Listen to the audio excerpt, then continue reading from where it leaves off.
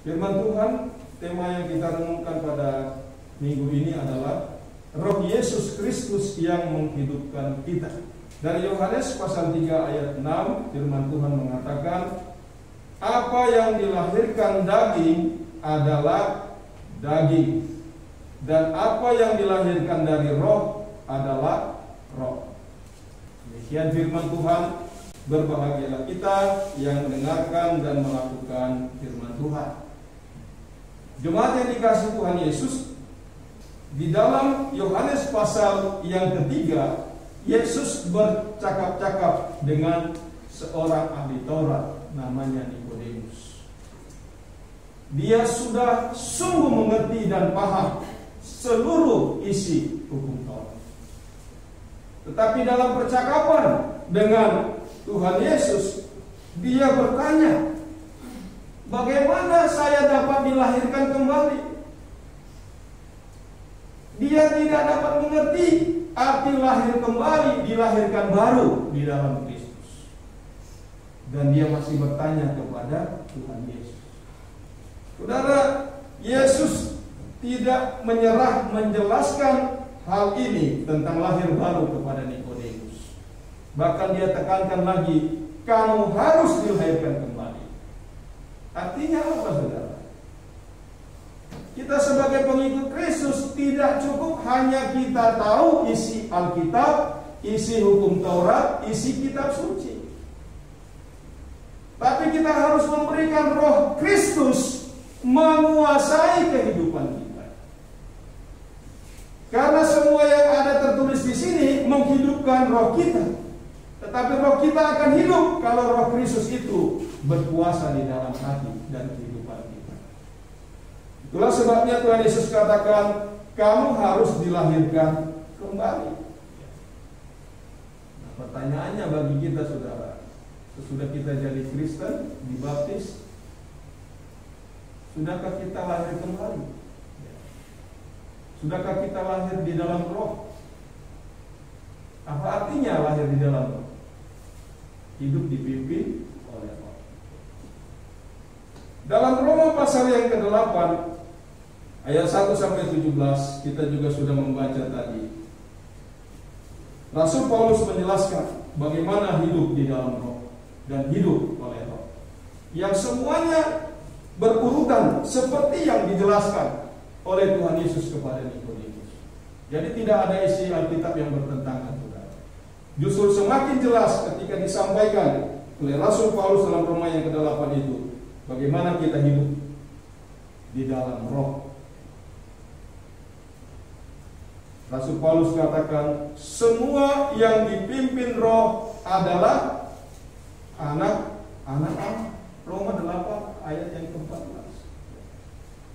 Semua, siapa saja, siapa yang percaya kepada Yesus Kristus, dia sedia dipimpin oleh Roh Allah. Dia adalah anak Allah. Bukan soal dia sudah dibaptis atau dia anggota gereja tertentu. Tidak. Semua yang percaya kepada Yesus Kristus, dia anak Allah. Saudara dikasih Tuhan, pagi hari ini firman Tuhan ini mengajarkan dua kebenaran kepada kita. Mari kita lihat yang pertama dari Roma 8 ayat 1 sampai 5. Kebenaran yang pertama adalah di dalam Yesus Kristus tidak ada penghukuman. Wah, ini saudara, kalau seorang penjahat, seorang pendosa senang dengar ini, saudara. Betul tidak, saudara, bahwa di dalam Kristus tidak ada penghukuman? Ya, benar. Tapi bukan berarti supaya kita bisa hidup melakukan kejahatan atau hidup dalam dosa. Ya benar, di dalam Kristus tidak ada penghukuman lagi. Di dalam Roma pasal 7, sebelumnya firman Tuhan ini menjelaskan, Rasul Paulus menjelaskan tentang hukum Taurat yang begitu dihargai dan dimuliakan oleh orang Yahudi. Di dalam bagian itu, Paulus katakan, demikianlah aku didapati hukum ini, jika aku menghendaki berbuat apa yang baik dan yang jahat itu ada padaku. Sebab di dalam batinku aku suka akan hukum Allah, tetapi di dalam anggota-anggota tubuhku aku melihat hukum lain yang berjuang melawan akal budiku dan membuat aku menjadi tawanan hukuman dosa yang ada di dalam anggota-anggota tubuh. Saudara, dijelaskan bahwa dengan adanya hukum Taurat justru manusia melakukan dosa. Dia tidak bisa keluar dari dagingnya, daging yang berdosa itu. Karena itu di sini dijelaskan, kalau kita ada di dalam Kristus, ini kebenaran yang diajarkan. Tidak ada lagi penghukuman bagi kita. Baik penghukuman sekarang juga nanti, karena Kristus yang sudah menanggung hukuman saudara dan saya. Mungkinkah ini? Tidak ada yang tidak mungkin bagi Tuhan. Yesus yang diutus oleh Bapa, dia naik ke surga dan Roh Kudus diutus untuk hidup di dalam kehidupan kita. Dia yang berkuasa. Jadi tidak ada yang mustahil. Dia menuntun kita. Inilah yang dilakukan oleh Allah dalam hidup kita supaya kita terpelihara secara rohani dan iman. Kalau rohani kita tidak dipelihara oleh Roh Kristus, yaitu Roh Kudus, untuk apa kita percaya? Saudara dikasih Tuhan, demikian kita sekarang dikatakan. Sekarang itu artinya sejak kita percaya, mempercayakan diri kita kepada Yesus, kita tidak lagi mengalami penghukuman. Sudah merdeka, bebas. Bukan bebas untuk berbuat dosa, bebas untuk tetap tinggal di dalam Kristus. Karena kalau kita tidak tinggal di dalam Kristus, maka berarti tidak ada kebebasan. Sama seperti saudara dan saya sekarang, karena kita mengenakan baju, memakai baju kita ini, kita ada di dalam baju kita, maka kita bebas berjalan-jalan, keluar dari gereja, kemana, ke pasar, kemana-mana. Karena kita ada di dalam Kristus, maka kita bebas untuk melakukan kebaikan dan kebenaran. Sekarang waktunya itu dikatakan. Di dalam Kristus kita mengalami kemerdekaan. Karena roh itu, yaitu roh Yesuslah yang memerdekakan kita. Dan jelas dikatakan di dalam ayat yang kedua, roh yang memberikan hidup telah memerdekakan kamu dalam Kristus. Jadi saudara, kalau saudara dan saya tidak terima Kristus, kita tidak alami kemerdekaan itu. Tidak ada yang dapat membebaskan manusia dari dosa selain daripada Yesus. Apakah kita tidak berjuang melawan dosa? Kita berjuang, tetapi kita sudah di dalam Kristus. Jadi kita memperjuangkan di dalam kebenaran Kristus. Bukan dengan usaha kita sendiri lagi. Bukan dengan segala pengalaman kita atau pengetahuan dari tempat yang lain, tapi kita memperjuangkannya di dalam Kristus. Roh memberi hidup, sedangkan Taurat itu mematikan. Kalau kita percaya kepada Tuhan Yesus, maka Roh Kristus itu menghidupkan kita. Dan Roh itu menuntun kita kepada seluruh kebenaran. Itu dikatakan oleh Yesus ketika dia menjanjikan akan mengutus Roh Kudus. Roh itu akan menuntun kamu ke dalam seluruh kebenaran. Bukan hanya satu, seluruhnya yang sudah tertulis di dalam kitab suci. Roh Kudus sangat memungkinkan untuk melakukan apa yang tidak dapat dilakukan oleh hukum Taurat. Dia dapat melakukan dengan ajaib segala perkara yang luar biasa. Hukum Taurat terbatas. Karena itu saudara, iman saudara dan saya bukan kepada Taurat Musa. Kita tidak mengikuti tradisi Yahudi, Yudaisme. Meskipun di dalam Alkitab Perjanjian Lama kita membacanya, melihatnya. Tapi iman kita bukan melekat ke situ. Karena Alkitab yang kita pegang ini adalah kitab suci orang Kristen, pengikut Kristus. Kalau orang Yahudi, orang Israel, hanya ada Taurat Musa, Zabur, Mazmur. Itu yang mereka miliki. Kita yang percaya kepada Kristus, kita mempercayai kebenaran itu. Sudah jelas bahwa kita diselamatkan oleh Kristus. Karena itu kita tidak lagi terintimidasi. Roh Kudus melakukan perkara yang ajaib, dan kita diselamatkan dengan caranya Allah, bukan caranya kita. Apa yang dilakukan oleh Allah untuk menyelamatkan saudara dan saya jelas dikatakan di sini. Dia menyuruh anaknya untuk menjadi daging. Ayat yang ketiga. Allah mengutus dengan caranya sendiri menyelesaikan dosa. Di dalam perjanjian lama, persembahan, kurban, ya, tidak dapat menyelesaikan dosa. Allah mengatakan, aku mengutus anakku, maka dia yang menyelesaikan seluruh dosa dunia. Nah, saudara dikasih Tuhan, dari ayat 1 sampai ayat yang kelima, kita belajar kebenaran itu, bahwa di dalam Yesus Kristus tidak ada penghukum, karena Yesus sudah menerima penghukuman itu, dan dia yang menanggung untuk saudara dan saya. Yang kedua, saudara, kebenaran yang kedua kita lihat di dalam ayatnya yang ke-6 sampai 17. Kita lihat ada perbedaan hidup dalam daging dan hidup di dalam roh. Kalau kita sudah dimerdekakan oleh Kristus, kita harus hidup di dalam roh. Kita masih ada di dunia ini, maka ada peperangan yang terus-menerus antara hidup di dalam daging atau hidup dengan roh. Di ayat yang ke-6 dikatakan, karena keinginan daging adalah maut, tetapi keinginan roh adalah hidup dan damai sejahtera. Ternyata saudara, iblis kerjanya lebih kencang lagi dari apa yang dilakukan oleh hamba Tuhan. Termasuk yang kita bicarakan kemarin hari Kamis ya, tentang keluarga Kristen. Kemarin saya baru berdoa dengan seorang yang minta didoakan via telepon. Pendeta, doakan saya mau mengaku dosa. Mengaku dosa? Kenapa saya bilang? Ya, saya sudah begini. Dan pisah dengan istri sudah berapa bulan. Terus bicara dengan dia, kemudian berdoa dengan dia.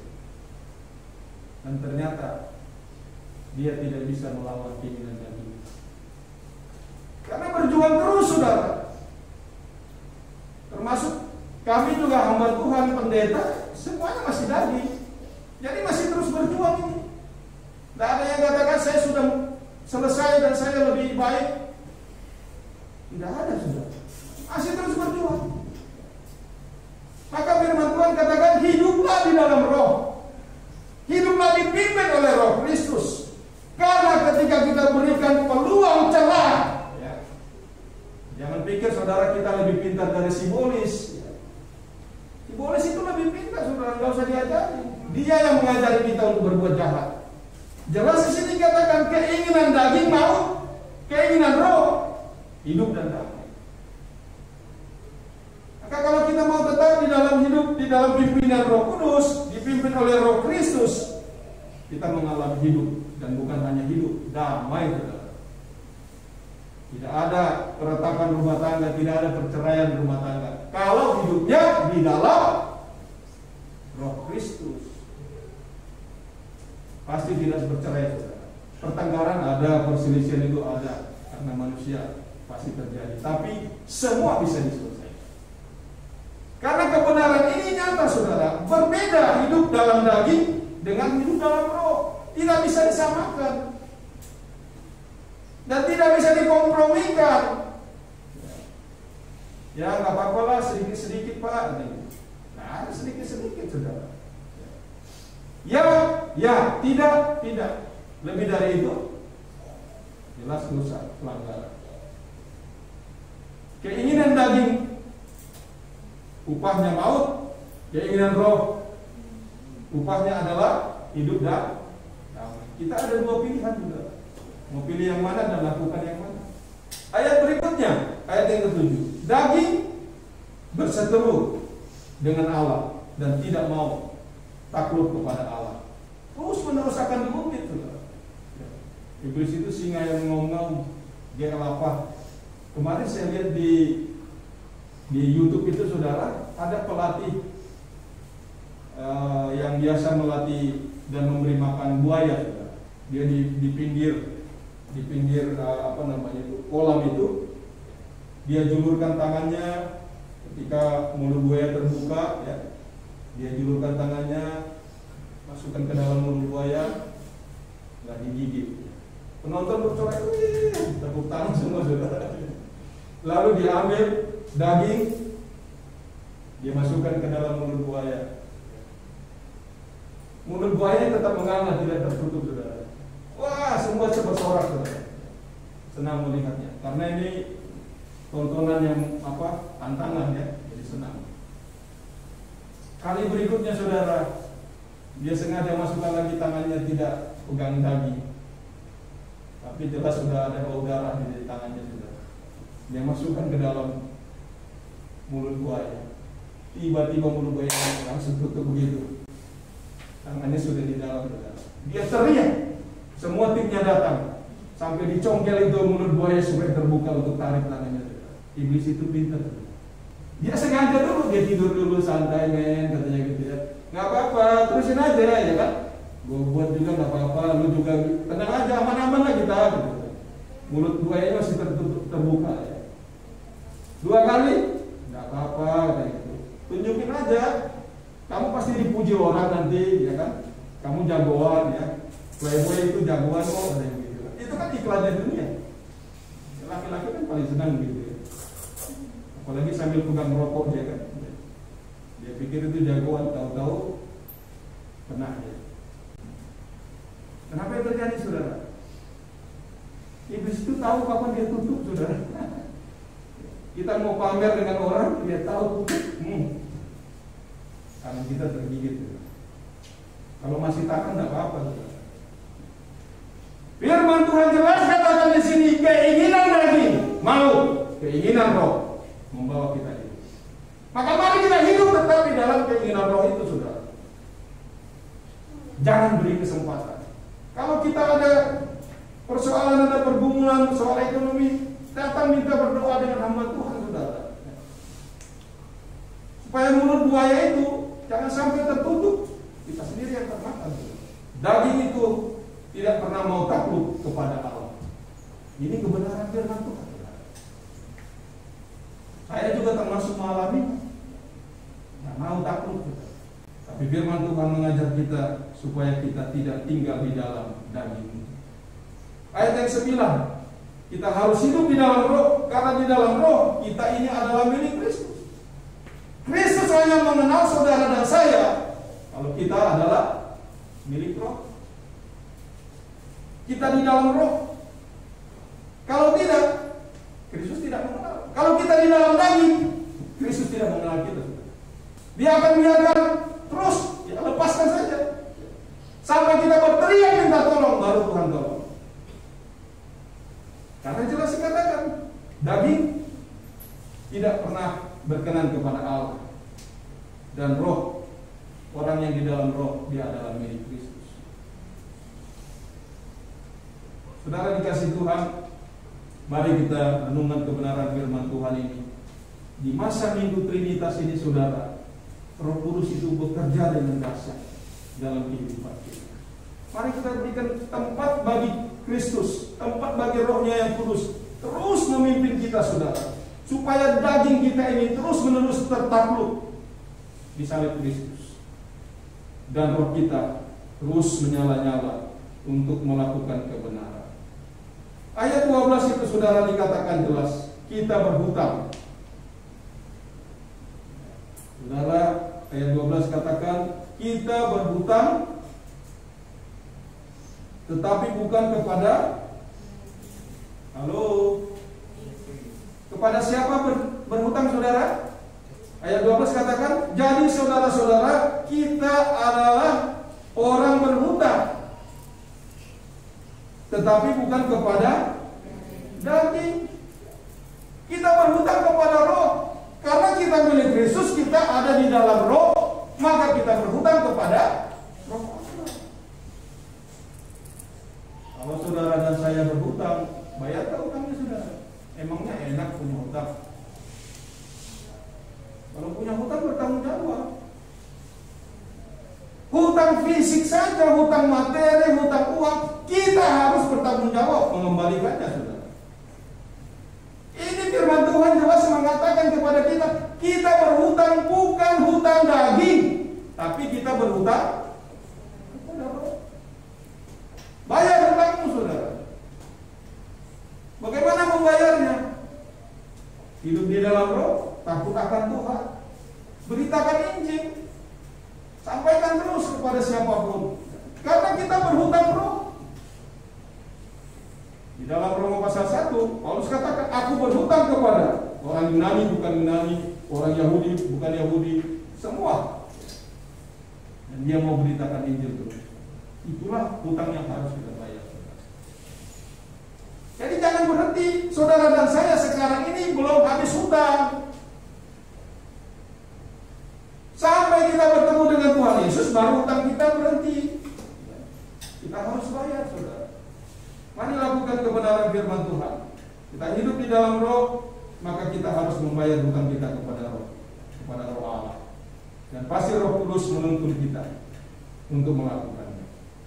Ya, saudara dikasih Tuhan, dari firman Tuhan Roma 8 ayat 1 sampai 17 ini kita belajar beberapa kebenaran firman Tuhan. Kebenaran hidup dalam Roh Yesus Kristus. Yang pertama kita lihat, kita tidak terintimidasi, tertuduh oleh masa lalu yang membawa kita kepada maut. Orang yang sudah dimerdekakan oleh Kristus, dipindahkan ke dalam terang, dia ada bersama dengan Kristus di dalam roh, dia tidak lagi terintimidasi oleh masa lalunya. Masa lalu adalah masa lalu. Dia tidak bisa lagi dibawa ke depan dan menuju. Karena apa? Yesus sudah menyelesaikannya untuk saudara dan saya. Yang harus kita kerjakan sekarang adalah saat ini dan masa depan kita. Akan ditentukan bagaimana kita hidup benar di hadapan Tuhan. Jadi kalau iblis membisikkan lagi, oh dulu kamu begini, oh kamu punya masa lalu begini, katakan kepada iblis, Tuhan Yesus sudah menebus aku. Dia tidak berkuasa lagi mengintimidasi aku. Karena kita adalah orang-orang yang benar. Yang kedua, saudara, kebenaran yang diajarkan, kita menikmati hidup di dalam Roh Kristus. Saudara dan saya sekarang sudah percaya kepada Tuhan Yesus Kristus, kita menikmati hidup kita di dalam Roh Kristus, bukan lagi di dalam keinginan daging kita. Maka kita menjadi peka. Kalau kita tahu yang kita lakukan ini bukan dari Kristus, Roh Kudus itu akan ingatkan kita. Dia akan tegur, akan menuntun kita. Dan itulah dahsyatnya Allah Tritunggal mengerjakan kebenaran di dalam kehidupan orang percaya. Yang ketiga, saudara, kita merdeka untuk berbuat baik dan benar. Karena tadi kita sudah tidak terintimidasi, maka kita sekarang di dalam Kristus, kita merdeka melakukan kebenaran. Tidak perlu takut-takut lagi. Ya. Kalau mau lakukan kebenaran, lakukan saja di dalam Kristus. Jangan tanya, oh, nanti keluargaku ngomong apa ya? Oh, nanti pendetaku ngomong apa ya? Kalau itu benar dari Allah, oleh karena Roh menuntut saudara, lakukan. Karena Dia memberikan kita kemerdekaan, kebebasan untuk melakukan yang baik dan benar itu. Dan itu tidak perlu didiskusikan, saudara. Yang keempat, kita menjadi anak yang berhak atas janji Allah. Di ayatnya yang tadi kita baca, jelas dikatakan ayat 17. Kita adalah anak dan kita berhak atas janji-janji Allah. Janji Allah kita terima di dalam Kristus. Maka kalau kita tetap di dalam Kristus, pasti menerimanya. Bukan soal materi, tapi hidup yang kekal nanti, saudara. Jika kita tetap bersyukur, Tuhan sungguh sangat baik memelihara kita sebagai anak yang menjadi waris. Tetapi kalau kita menjadi anak Allah, nggak ada masalah, saudara. Ya. Lakukan kebenaran, hidup di dalam kebenaran. Kita menerima warisan itu. Gak ada yang memperdebatkan, saudara. Gak ada yang mempersulit. Saudara dan saya pasti menerima janjinya. Amin. Mari tetap hidup dalam kebenaran Kristus. Yang terakhir, menerima janji Allah, kita harus terima dengan segala resiko. Resikonya adalah kita harus hidup benar di hadapan Allah. Hidup dibenarkan oleh Allah. Tidak ada kompromi lagi. Sama seperti kita menghadapi virus ini juga. Tidak ada kompromi. Kalau kita kompromi, berikan cerah, menganggap ini tidak ada masalah, tidak ada virus, karena tidak dilihat, siap saja menerima resiko. Nah, karena itu saudara dikasih Tuhan, kita sungguh bersyukur. Roh Kristus memelihara hidup kita, iman kita, hingga kita yang masih di dalam daging ini tidak dikuasai oleh daging, tapi kita dituntun untuk mengerti terus-menerus kebenaran Allah dan hidup di dalam bimbingan Roh-Nya yang kudus. Biarlah saudara yang dikasih Tuhan, firman Tuhan ini memberkati dan menolong kita. Bangkitkan roh kita terus untuk memuji memuliakan Tuhan dan setia kepada Tuhan. Amin.